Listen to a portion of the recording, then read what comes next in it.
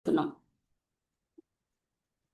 కాబట్టి ఈరోజు దేవుడు మనకిచ్చినటువంటి వాక్య ధ్యానం ఏమిటి అనంటే నిర్గమకాండము 16వ అధ్యాయము 35వ వచనాన్ని చూద్దాము. మీ దగ్గర బైబిల్స్ ఉన్నాయట్లా మీరు చూడాల్సిందిగా దేవుని పేరిట మనవి చేస్తా ఉన్నాను. ఇశ్రాయేలీలు నివసింపవలసిన దేశమునకు తాము వచ్చు 40 ఏండ్లు మన్నానే తినుచుండిరి. వారు కనాను దేశపు పొలిమేరలు చేరు వరకు మన్నాను తినిరి.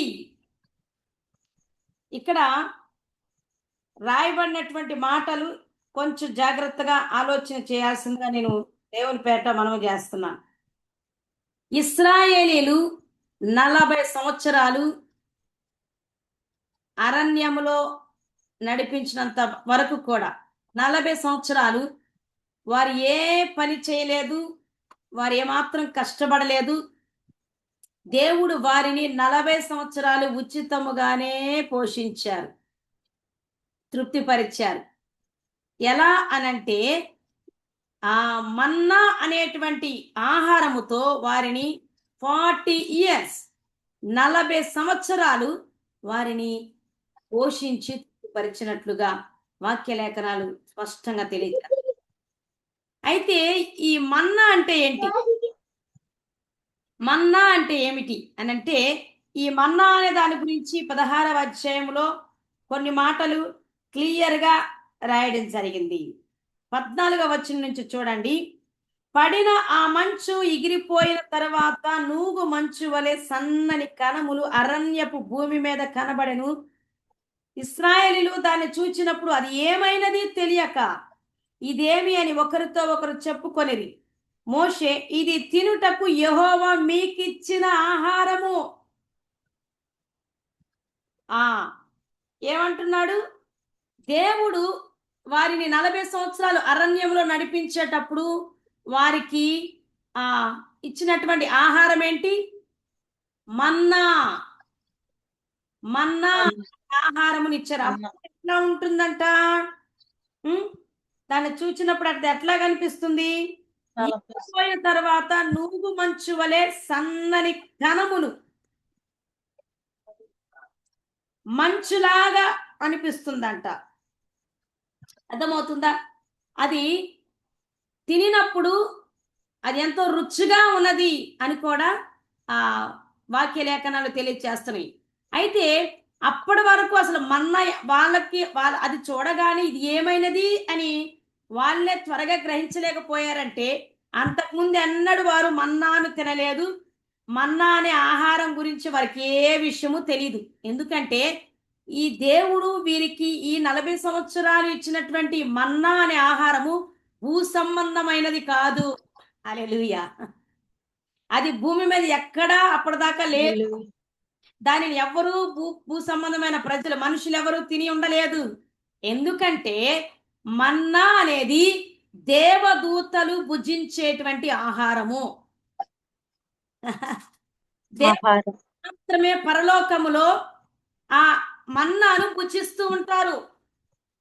భూమి మీద ఏ మనుషుడు ఆ మన్నాను భుజించలేదు, ఆ ఆహారము తినలేదు, దేవుడు అనుగ్రహించలేదు. అయితే దేవుడు తాను ఇష్టపడుతున్న ప్రజలను ఎలా నడిపించాడు? ఏ ఆహారం అనుగ్రహించి వారిని తృప్తిపరిచారు? అరణ్యంలో అనంటే దేవదూతలు భుజించేటువంటి మన్నా అనే ఆహారాన్ని ఈ ఇశ్రాయేలీయులందరికీ కూడా ఎన్ని సంవత్సరాలు ఇచ్చారయ్యా ఫ్రీగా అనంటే 40 సంవత్సరాలు. 40 సంవత్సరాలు దేవుడు అరణ్యంలో నడిపించారు. వాళ్ళకి ఏదో ప్రిపరేషన్ కొరకు అని మాట్లాడుకుంటున్నాం, అది వాస్తవాలు అయినప్పటికీ ఈ 40 సంవత్సరాలు వారు నడుస్తున్నప్పుడు, వాళ్ళు ప్రయాణం చేస్తున్నప్పుడు వాళ్ళు అసలు ఏ విధము చేతను పని చేసుకోలేదు. వాళ్ళు అలా ప్రయాణం చేయటము దేవుడు ఇచ్చినది తినటము అంతే. దేవుడు వారిని ఎలా తృప్తిపరిచారు? దేవదూతలు తన దగ్గర కొరకు ఏర్పాటు చేయబడిన మన్నా అనేటువంటి ఆ శ్రేష్టమైన రుచికరమైనటువంటి ఆహారాన్ని ఇశ్రాయేలీలకు అది అనుగ్రహించారు.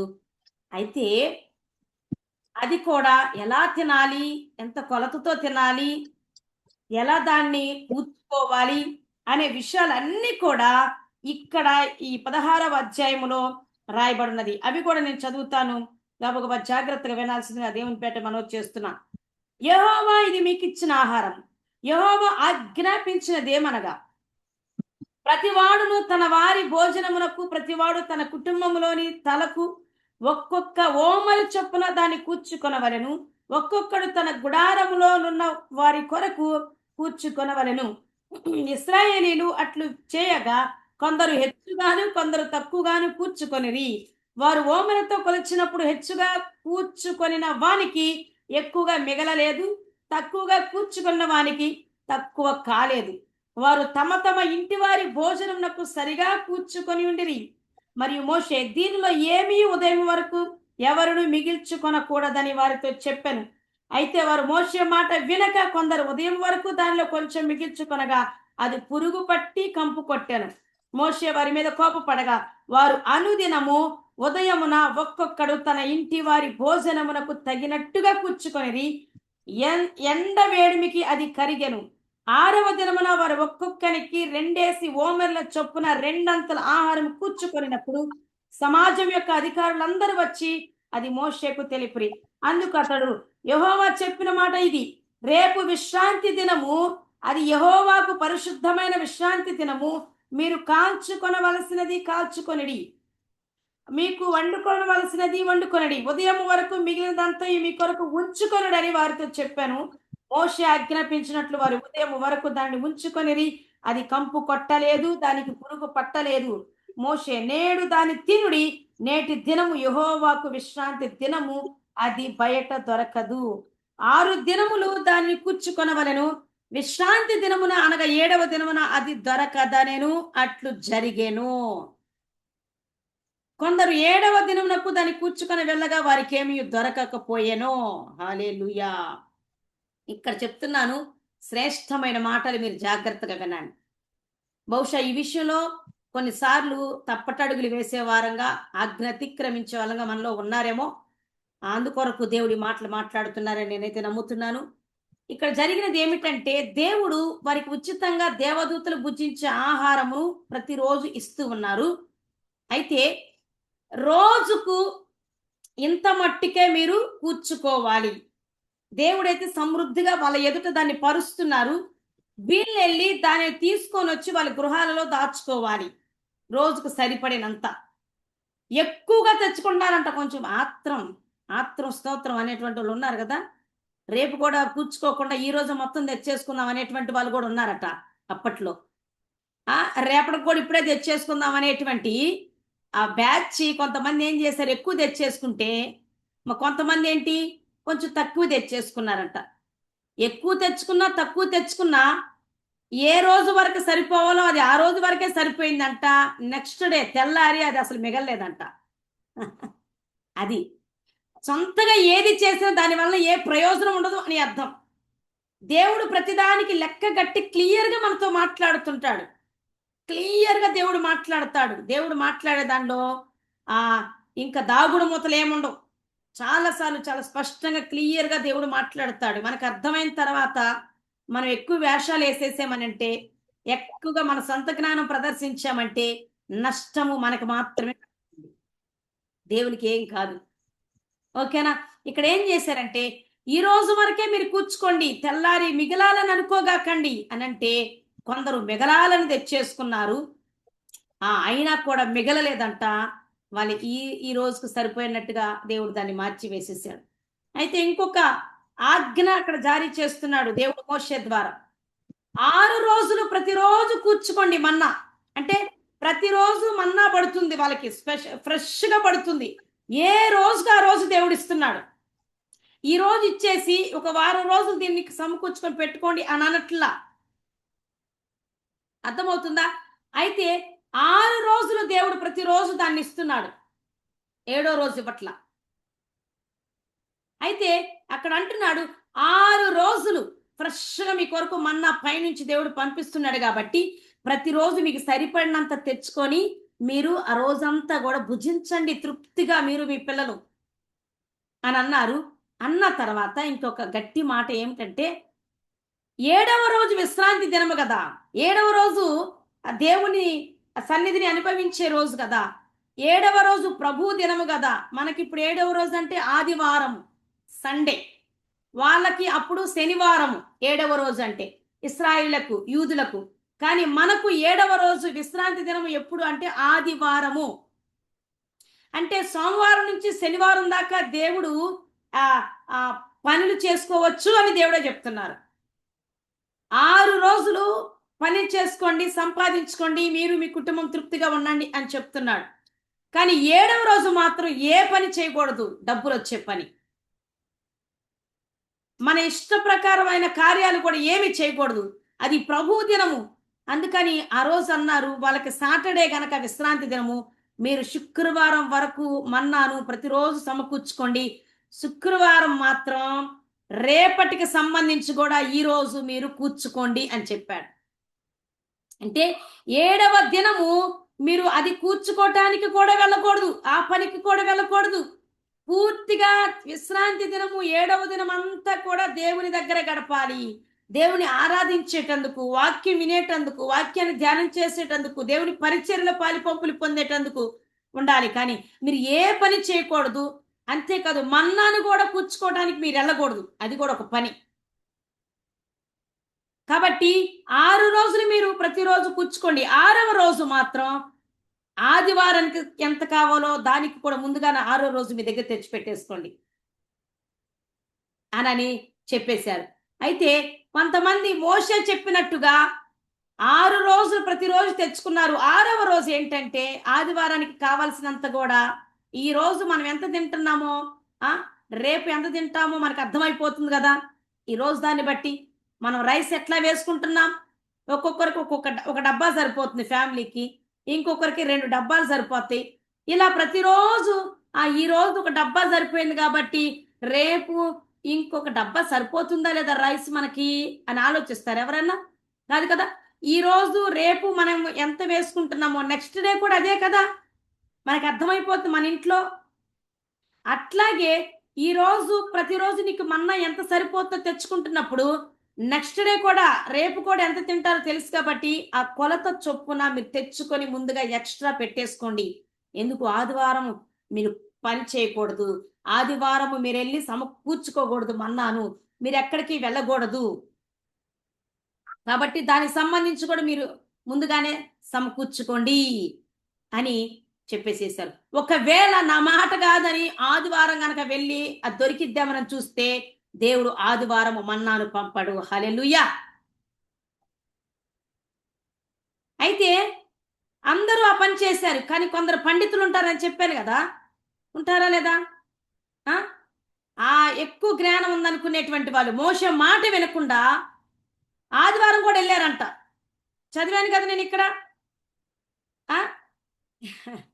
ప్రజలలో కొందరు 7వ దినమున దాన్ని కొనడానికి వెళ్ళగా వారికి ఏమీ దొరకలేదు. అరే 7వ రోజు దొరకదు, 6వ రోజే 7వ రోజు కూడా తెచ్చేసుకోండి అని చెప్పాడు కదా. తెలియదు కదా. మరి అట్లాంటప్పుడు మోషే మాట వినకుండా, దేవుని మాట వినకుండా 7వ రోజు కూడా వెళ్ళారంట మన్నా కూర్చుకోవడానికి. వారికి ఏమీ దొరకలేదంట. దేవుడు ఆజ్ఞాపించినప్పుడు పంపనప్పుడు ఏమీ దొరకదు. ఒకవేళ విశ్రాంతి దినమున మనం గనక పనులకు వెళ్ళినా సంపాదించడానికి వెళ్ళినా ఏం జరుగుతుందనంటే దొరికినట్టుగా అనిపించిన ఒక రోజున అదంతా కూడా పోయేటట్టుగా దేవుడే అనుమతిస్తాడు. లెక్కగట్టి పోగొడతాడు. అందుకే ఈ మధ్య అపవాది ఏం చేస్తున్నాడు, ఆదివారం వస్తే ఫుల్ వర్క్ చేస్తే ఎక్స్ట్రా డబ్బులు ఇస్తామని ఆశ పెడుతుంటాడు. మీరు అస్సలు వినొద్దు క్రైస్తవులారా, దేవుని బిడ్డలారా. విశ్రాంతి దినము ప్రభు దినము, పరిశుద్ధ దినము. అది మనం ప్రభుతో సహవాసం చేసే దినము, దేవుని సన్నిధికి వెళ్ళే దినము. ఆ రోజంతా మనం విశ్రాంతి తీసుకోవాల్సిన దినము. విశ్రాంతి అంటే నిద్రపోవటం కాదు, దేవుని వాక్యం వింటూ ప్రార్థన చేస్తూ స్తుతిస్తూ ఉండాల్సినటువంటి సమయము. కాబట్టి పనులకు వెళ్ళి డబ్బులు సంపాదించుకోవడానికి విశ్రాంతి దినం ఇవ్వలేదు.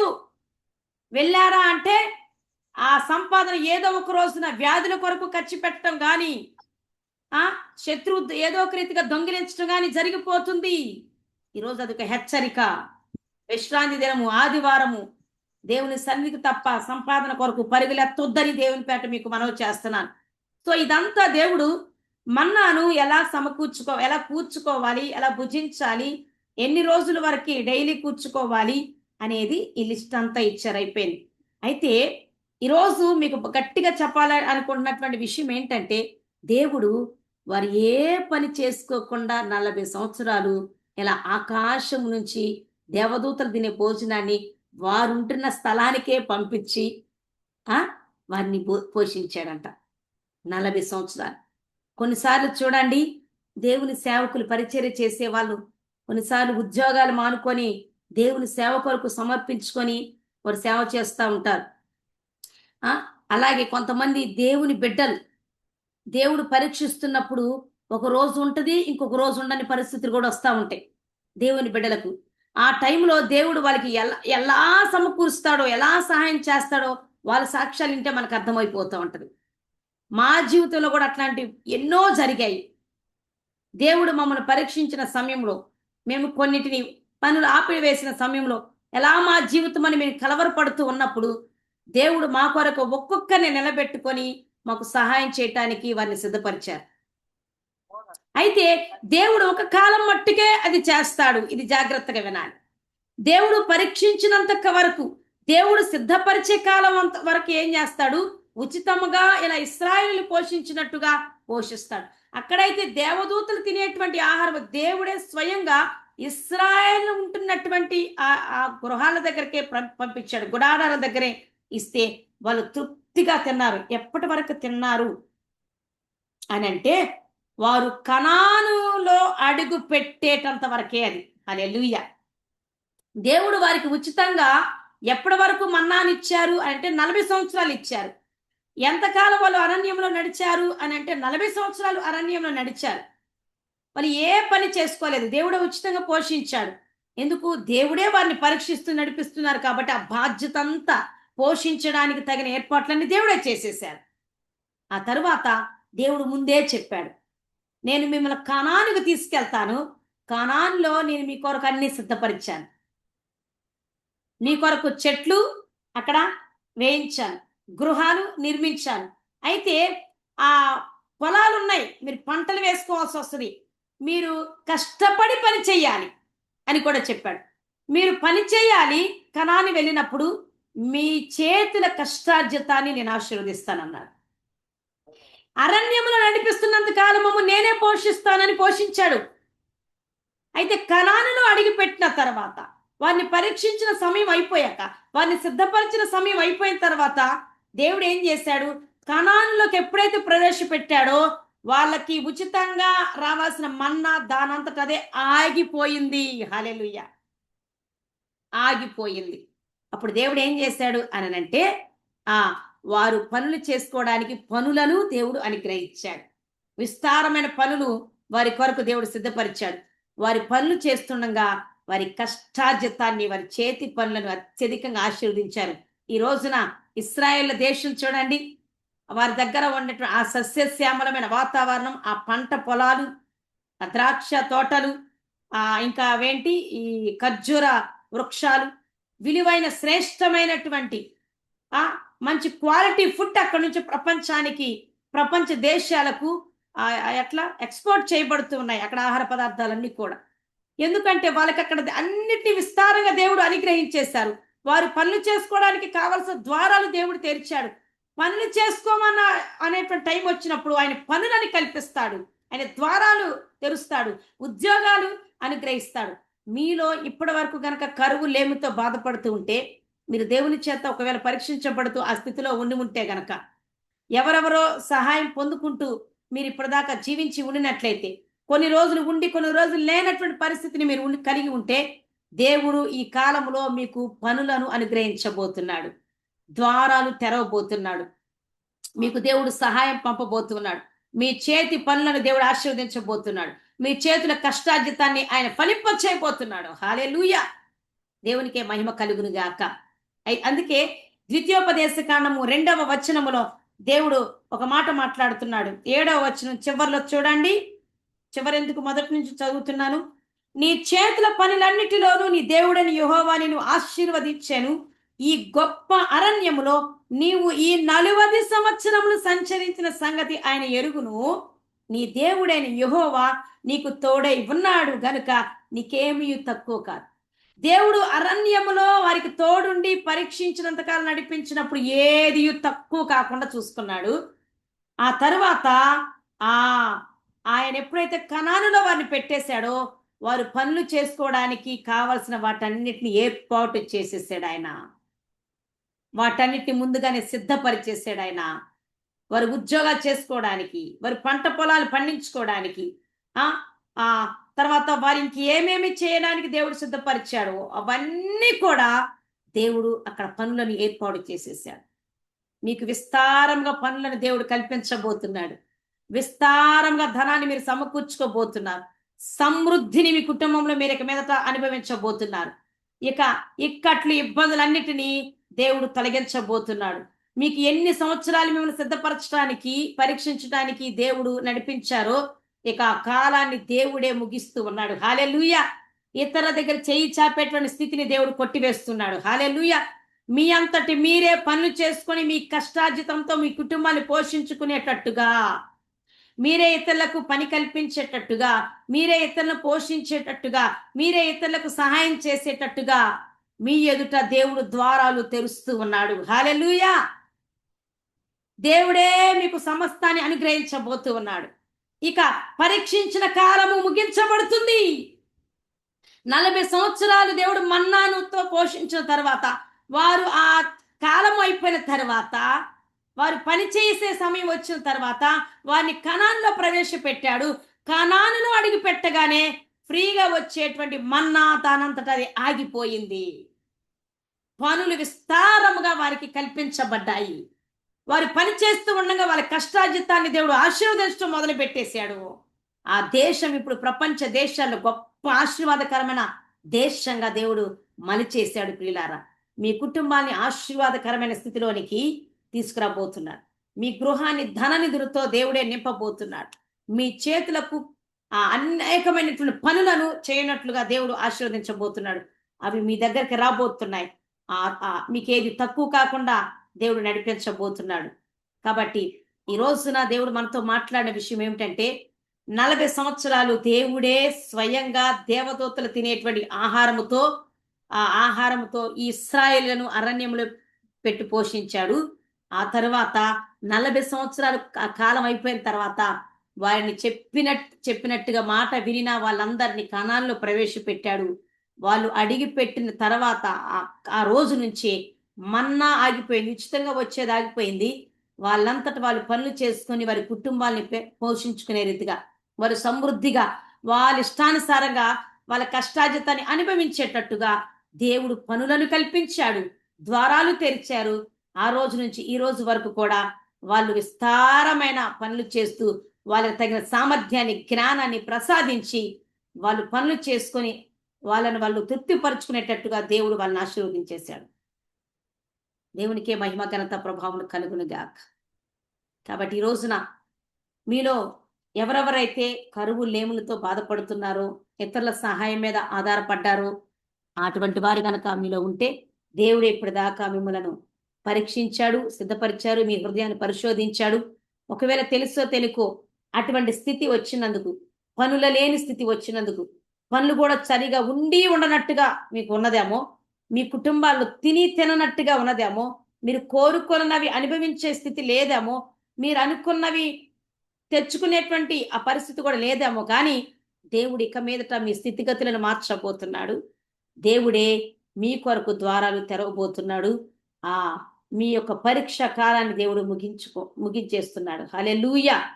మిమ్మలను, మీ చేతి పనులను, మీ కష్టార్జితాన్ని ఆశీర్వదించేటట్టుగా మీ ఎదుటే ఆయన తలుపులు తెరుస్తూ, మీ ఎదుట ఆయన అవకాశాలను ఉంచుతూ ఉన్నాడు.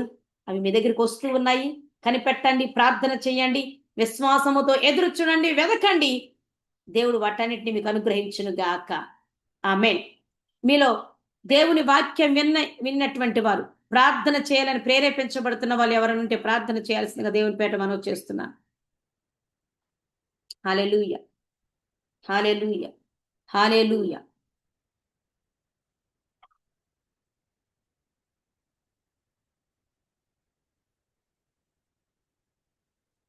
ప్రార్థన చేస్తారా ఎవరన్నా మీలో?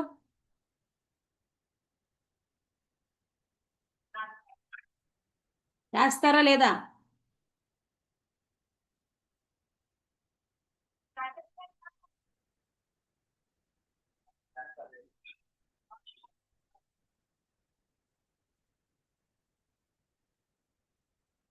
హల్లెలూయా.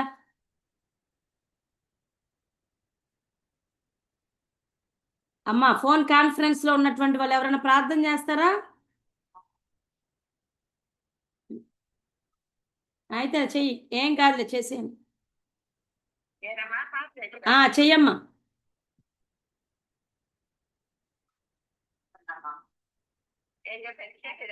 చెయ్యమ్మా.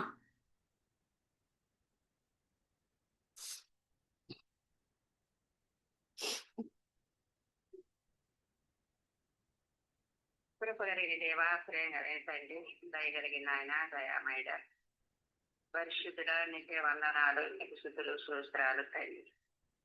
నా ప్రభా, ఇదిగో తండ్రి, ఈ సందర్భ మాటలు నానా, ఈ సాయంకాల సమయకాలమందు నా సందర్భ మాటలు ఈ పాద సన్నిధులకు కూడిన తండ్రి, ఒక చిన్న మందగా సమకూర్చే మమ్మల్ని మాతో ఉండి మాలో ఉండి నా తండ్రి అయాన్ని బిడ్డను ఏర్పాటు చేసుకుని ఒక శివశాకురాలుగా నా ప్రభా ఈ జూన్ మీటింగ్ అని నా ప్రభా బిడ్డలు ఏర్పరిచినట్టు నా ప్రభాను సిద్ధపరిచినంత వందనాలు. నా ప్రభా నీకే స్తుతి స్తోత్రాలు తండ్రి. ఎందు నిమిత్తమై 40 రోజులు నీ బిడ్డ తెలియపరచడంతో నీకు తెలుసు నానమందగాని నువ్వన్నీ నా తండ్రి అంతరాత్మ దేవుడు ఎరిగిన దేవుడు. నా ప్రభా మనుషులకైతే మేము చెబితేనే వాళ్ళు తెలుసుకుంటారు తండ్రి. నేను చెప్పపోయినా నీకు అన్ని తెలుసు నానా, నీకు స్తుతులు. పరిశుద్ధాత్ముడా నీకే స్తుతులు. దావీదు కుమారుడా నీకు స్తుతులు. నువ్వు ఆశ్చర్యకరుడివి, ఆలోచనకర్తవు, బలమైన దేవుడివి, బలవంతుడివి, నిశ్చితంగా తండ్రి, సమాధానకర్త, నీకు వందనాలు. నా యేసయ్యా నీకే స్తుతులు తండ్రి. నా ప్రభా నా తండ్రి, ఆకాశాన్ని భూమిని సృష్టించిన సృష్టికర్తవు తండ్రి. నా ప్రభా ఆకాశుని సింహాసనం భూమిని పాదపీఠం ఏర్పరిచిన దేవుడు. ఆకాశుని సింహాసనం భూమిని పాదపీఠమనాను. యేసురాజా నీకే స్తుతులు తండ్రి. ఇశ్రాయేలు ప్రజల్ని కాపాడే దేవుడు, కొరకొడ నిద్రపోవడం చెప్పిన దేవుడు. నా ప్రభా నీకే వందనాలు తండ్రి. నీ పోలిక చొప్పున నెరవేర్చిన దేవుడివి. నా ప్రభా నీకే స్తుతులు. ఆకాశ పక్షులు నా తండ్రి అవి విత్తవు కొయ్యవు, నా తండ్రి కొట్టల్లో కూర్చుకున్నావు, వాటి కాలకి మీకు శ్రేష్ఠులు కదా అని చెప్పిన గొప్ప దేవుడు తండ్రి. నా ప్రభా నీకే వందనాలు. నీ బిడ్డలను ఎంతగానో ప్రేమించే దేవుడివి, ఎంతగానో నా ప్రభ బిడ్డలను బలపరిచే దేవుడు తండ్రి. నీ గొప్ప ప్రేమ ముందల ఎవరి ప్రేమ సాధ్యము తండ్రి. యేసయ్యా నీ ప్రేమ మధురమైన ప్రేమ తండ్రి. యేసయ్యా నీకే స్తుతి స్తోత్రాలు. పరిశుద్ధాత్ముడా నీకే వందనాలు తండ్రి. నా ప్రభా ఇదిగో ఈ రాత్రి సమయకాలం తండ్రి, పోనకాల కలిసిన ప్రతి ఒక్క బిడ్డలు నా తండ్రి పేరు పేరు దర్శించమడుగుచున్నా. యేసయ్యా ఇది ఇప్పుడు దాకా నా తండ్రి పాటల ద్వారా తండ్రి, వాక్యం ద్వారా, ప్రార్థన ద్వారా నేను మహింపరచబోతున్నారు తండ్రి బిడ్డలు నాన్న. యేసురాజా నీకే స్తుతులు, నీకే మహిమ ఘనత ప్రభావం రావాలి తండ్రి. నువ్వే ఎక్కించబడాలి, బిడ్డలు తగ్గించుకోవాలి. తగ్గించుకుని అనుభవం మాకు అందరికి దయచేయమని అడుగుచున్నా. సేవకురాలుగా ఏర్పాటు చేసుకున్నావు తండ్రి. నా ప్రభా నీకే స్తుతులు. సేవనిస్తరంప చేయనానా, ఆ బిడ్డలు వెళ్ళి రాకపోకంతట్లే తోడుగుండు నడిపి ఓకనాల్లో నువ్వు నడిపించి ఓకనాలుండ బిడ్డలతో నువ్వు ఉండమని పరిశుద్ధాత్ముడా బిడ్డలతో నువ్వు ఉండి నా తండ్రి. నలుగురితో 5వడిగా నువ్వు ఉండి నా ప్రభా నీ బిడ్డలు ఏడకెళ్తున్నాడని ఎంపట నా ప్రభా నీ బిడ్డలంట ఉండే దేవుడు నా తండ్రి. బిడ్డలను కాసి కాపాడి దీవించి బలపరిచే దేవుడు నా ప్రభా. శపన నా ప్రభా మనుషులకు తడవలేదు తండ్రి. నీ వాక్యాన్ని బోధించేటప్పుడు నా తండ్రికి నా ప్రభా కనపరిచేలాగా బిడ్డలకి నా తండ్రి వాక్యాన్ని బోధించారు. వాళ్ళు కొడుతున్న దెబ్బలను బట్టి రాళ్ళేసి కొడుతున్నప్పటికైనా అదిగో నా తండ్రి నేను చూస్తున్నాను పరలోకమందని ఎంతగానో నా తండ్రి బిడ్డ నా ప్రభా ఆ దెబ్బలకు భయపడలేదు, సావుకి భయపడలేదు నాన్న. అయా నా తండ్రి వైపు చూస్తని దెబ్బలు తిన్నాడు తండ్రి నా ప్రభా మరణించిన దాగాడ. అయా నా తండ్రి నా ప్రభా శపన నా ప్రభాని ఈ సన్నిధికి వచ్చినప్పుడు శపన చూసి ఎందుకు వెళ్ళేసి నిలబడ్డావు నాన్న సింహాసనం ఆ తన్ని పెట్టక దొరికింది నాన్న. ఎవరికి దొరికింది అప్పకి నాన్న. అయా నీ శావకుని బట్టి సువాసుని బట్టి నువ్వే లేచి నిలబడ్డావు తండ్రి. సింహాసనం మీద నుంచి నిలబడ్డావు తండ్రి లేచినవరు నీకు అంటారా. ఎంత గొప్ప ప్రేమ, ఎంత గొప్ప మధురమైన ప్రేమ తండ్రి నీదే బిడ్డలో పెట్టి.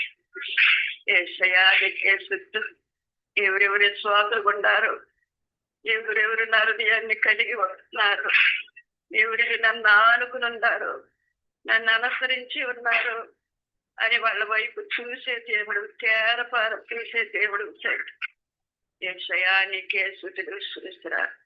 మారుది అలా ఉండయో లేదు ఒక్కసారి పరీక్షించు పరిశోధించునా. దావీదు అన్నాడు కదా నాన్న మా హృదయాన్ని పరీక్షించి పరిశోధించు తండ్రి అన్నాడు కదా. అలాగే మా హృదయాన్ని గడ పరీక్షించు పరిశోధించు నీ వాక్యం చదువుతుంటే తండ్రి నా ప్రభా కొవ్వుని మెదల వలె ఉందంత రుచిగా అయా ఇంటి తేనెల కంటే ఎంత మధురంగా తీయగా ఉందా. ఎంత గొప్ప ప్రేమ తండ్రి నీటి బిడ్డలకు పంచుతున్నావునా. అయ్యా నా తండ్రి తెల్లవారున లేచి నేను కన్నీటితో ప్రార్థన చేసిన నా పరుపుకు కొట్టుకుపోయిందని చెప్పారు నా తండ్రి నీ సేవకు. గొప్ప దేవుడు నా ప్రభు లాంటి కన్నీటి ప్రార్థన మాలో ఉందో లేదు. అయ్యా నా తండ్రి మమ్మల్ని కూడా ఒక్కసారి హెచ్చరిక చేయి తండ్రి నీకు వందనాలు. పరిశుద్ధాత్ముడా నీకే వందనాలు నాన్న. నా రక్షిక నా కొండ నా కోట నీకు కొండల చుట్టూ కనులెత్తు చూస్తే సహాయం ఎక్కడి నుంచి వచ్చేది నాన్న. నా తండ్రి దగ్గర ఉండే కదా మాకు సహాయం వచ్చేది. ఏసయ్యా నీకే వందనాలు నీకు స్థుతులు. నీ కుడి పక్క 10,000 మంది పడిన 5,000 మంది పడి ఏ నీ కలగదు నీకు అని చెప్పి వాగ్దానం చేసే దేవుడు నా. ఎంత గొప్ప ప్రేమ నీ బిడ్డల పట్ల తండ్రి యేసురాజు. యేసయ్యా నీకే స్తుతులు నాన్న. ఎవరైతే బలహీనంగా ఉండారో నీ బిడ్డలు నాన్న, అలాంటి బలహీన బిడ్డలందరూ నా తండ్రిని గాయపడస్తోటి ముట్టి స్వస్థపరచు తండ్రి స్వస్థపరచు. మా కొరకి మా పాపాల కొరకే కదా కలవరిశిలో మరణించింది. అయ్యా మాకు రక్షణ తెచ్చిన శిక్షకు పాత్రుడైన దేవ నా ప్రభా నీ రక్తంతో బిడల మీద ప్రోక్షింప చేసి అయ్యా నేను రోగుల కొరకు వచ్చానని చెప్పిన దేవుడు నా తండ్రి. ఆ రోగిని స్వస్థపరచు తండ్రి నీకు వందనాలు. నా ప్రభా నీకే స్తుతులు. గుడ్డివారి వచ్చి వైగలిగి బిడ్డ సమస్త వ్యాధులు నా తండ్రి ముట్టి స్వస్థపరిచేవు తండ్రి. 3.5 సంవత్సరాలు ఉండగా అయా ఎంతనో ముట్టి స్వస్థపరిచేవు తండ్రి యేసురాజు. అయా నా ప్రభా నీ శిశువుని బలపరిచేవు. సేవకి నా తండ్రి వెళ్ళమని చెప్పారు తండ్రి. ఆ బిడ్డలు నా తండ్రి దుడికి పేర్చారు. నా బిడ్డ నీ బిడ్డ ఎంతనో రక్షించాడు. పడక మీద నాటి మరణం పడకలో ఉన్నప్పటికైనా ఆ బిడ్డను నా తండ్రి వెళ్తుంటే నీడబడి లేచి కూర్చున్నారు తండ్రి. లేచి నిలబడ్డారు నాన్న. యేసురాజా నీకు స్థుతులు. అలాంటి సువాసనలు లేవనెత్తారు తండ్రి. మనుషులు చేపలు పెట్టే చాలలుగా మనుషులు పెట్టే చాలలుగా చేస్తానని మంచి సువాసనగా లేవనెత్తుకున్నారు. గొప్ప దేవుడు తండ్రి, మంచి దేవుడు నాన్న. ఎవరికి దొరకతాడు నీలాంటి దేవుడు. మాకు దొరికేవు తండ్రి, మాకు దొరికేవు మంచి దేవుడు నాన్న. మంచి నాన్న వేసయ్యా. నా యేసయ్యా నీకే స్తుతులు. తండ్రి అని పిలిచే పలికే దేవుడు నువ్వు. అయా శివులాది మనసారా ప్రేమించే దేవుడు, గొప్ప దేవుడు తండ్రి. ఎంత ప్రేమ నీలో తండ్రి, మధురమైన ప్రేమ మా పట్ల నువ్వు సూచించే ప్రేమ ఎవరు చూపేరు తండ్రి. నువ్వు నరుడు కాదు నాన్న, దేవుడు తండ్రి. యేసయ్యా నీకే స్తుతి స్తోత్రాలు. నా ప్రభా ఈ రాత్రి నాన్న సన్నిధిలో మాకు నీ బిడ్డలందరూ నా తండ్రి వివాహాలు కావాల్సిన వారికి వివాహాలు జరిపిస్తూ గర్భశ్రీలు సుఖమైన కానుకను అనుగ్రహిస్తూ బిడ్డలు లేని తల్లి అయ్యా ఉందో బిడ్డను పెట్టి నోటి నిండా నవ్వుంచు చారాంద కదా నాన్న నా నోటి నిండా నవ్వుంచాడు అలాగే నోటి నిండా నవ్వుంచు తండ్రి అయ్యా ప్రతి ఒక్క రోగిని స్వస్థపరచు హాస్పిటల్ రోగిని స్వస్థపరచు కాలు దెబ్బ తగిలిన తల్లి పడి బిడ్డ కాలు పక్కన తగిలి నీ బిడ్డ మంచంలో ఉన్నప్పుడు నాన్న మనసు ఉండ బిడ్డగా లేవనెత్తే దేవుడు కదా నువ్వు అయ్యా నీ బిడ్డను లేవనెత్తుకో బలపరచు తండ్రి రాజా నీకే స్తుతి స్తోత్రాలు. నా గొప్ప దేవుడు తండ్రి రోగులకి వైద్యుడు పరమ డాక్టర్ రాజా నీకే స్తుతులు. అయ్యా ఇదిగో తండ్రి అధికారులు నాయకులకి తోడుగు న్యాయమైన పరిపాలన దయచేయి. ప్రతి ఒక్క బిడ్డన పేరు పేరు దర్శించు తండ్రి రాజా నీకే స్తుతి స్తోత్రాలు. చేతి కష్టం చేసుకునే బిడ్డల తండ్రి ఉద్యోగాలు చేసే బిడ్డలు బిజినెస్ వారు వ్యాపారిస్తులు సమస్త బిడ్డలు నా తండ్రి సన్నిధిలో ఉంటారు. నా ప్రభా లాంటి బిడ్డలందరూ నా తండ్రి నా ప్రభా ఆచరించి దీవించి బలపరచు. ఈ రాత్రి సమీకాలం తండ్రి నా ప్రతి ఒక్క బిడ్డన పూనకాల్లో కలిసిన ప్రతి ఒక్క బిడ్డని అయా నా బిడ్డలు చేసే ప్రార్థన పాత్రని చేరిందని నమ్మి స్వరెత్తున్నా. ఇదిగో తండ్రి నేను చేసే ప్రార్థన కానీ పాదపీఠం కాడ చేరిందని నమ్ముతున్నా. అయ్యా నా తండ్రి నీకు శుద్ధి ఈ భోజనం బల చుట్టూ మొక్కల బలమే ఉండేటట్టు అయ్యా నువ్వు తీగి మీ మొక్కలుగా తండ్రి మమ్మల్ని సిద్ధపాటు చేసినందుకు వందనాలు. మాతో ఉండి మాలో ఉండి అయ్యా నీ బిడ్డల మీద ఆత్మ కుమ్మరించమని ప్రతి ఒక్క బిడ్డ మీద ఈ రాత్రి స్వామి కాలం తండ్రి నా వచ్చి రాని చిన్న ప్రార్థన ఎవరి కోసమైనా ఇంకా ప్రార్థన చేయలేకుండా ఉంటే క్షమించి మరొక సమయాన్ని నాకు కేటాయించి నా సమయకాలం నా అందరి కొరకు బలహీన కొరకు సమస్త వ్యాధుల కొరకు అయ్యా అవసరాల లక్కత కొరకు ప్రార్థించేది ఒక విశ్వాసురాలుగా నీ బిడ్డగా నా ప్రభా నన్ను దేవనెత్తుకోమని నాతో ఉండి నాలోనే ఉండమని నా ప్రభు క్రీస్తు పరిశుద్ధరామని ప్రార్థించుకున్నా తండ్రి. ఆమేన్. తండ్రి అయిన దేవుని ప్రేమయు తన ప్రియ కుమారుడైన యేసుక్రీస్తు ప్రభు వారి కృపయు పరిశుద్ధాత్మనందలి సన్నిధి సహవాసము సమాధానము కూడి ఉన్న మనందరికును సకల పరిశుద్ధులకు తోడై ఉండును గాక. ఆమేన్. అమ్మా అందరికి వందనాలమ్మా. వందనాలు చెప్పుకోండి అందరూ మ్యూట్లు తీసేసి అందరూ విష్ చేసుకోండి.